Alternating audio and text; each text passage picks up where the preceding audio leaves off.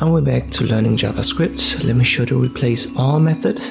I still have my replace method set up here, where we've used regex to get rid of Facebook, replace it with YouTube. Let me add a new document.write using our text. So text is the variable. It stores this sentence: Facebook is the best social media platform. Join Facebook today.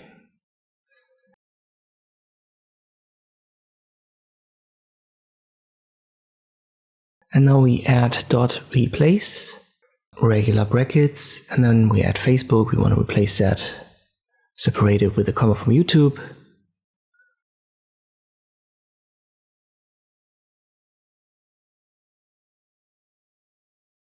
And this is what we want to replace it with. As Facebook isn't written like this, we've used regex and flags for it in our first example. Now let me add Facebook the way I've written it in the replace method. Now it can find it, the first one at least, second one can't find it.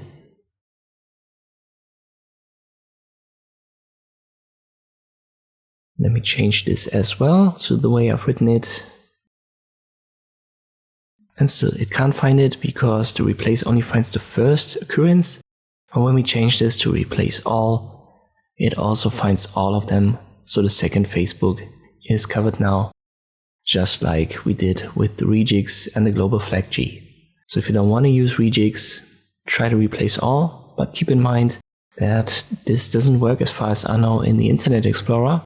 So some browsers have problems using this method. So it's generally a good idea to get familiar with regex and then just use the replace method using these regex. I hope this video was helpful. Thank you for watching, and I'll see you next time.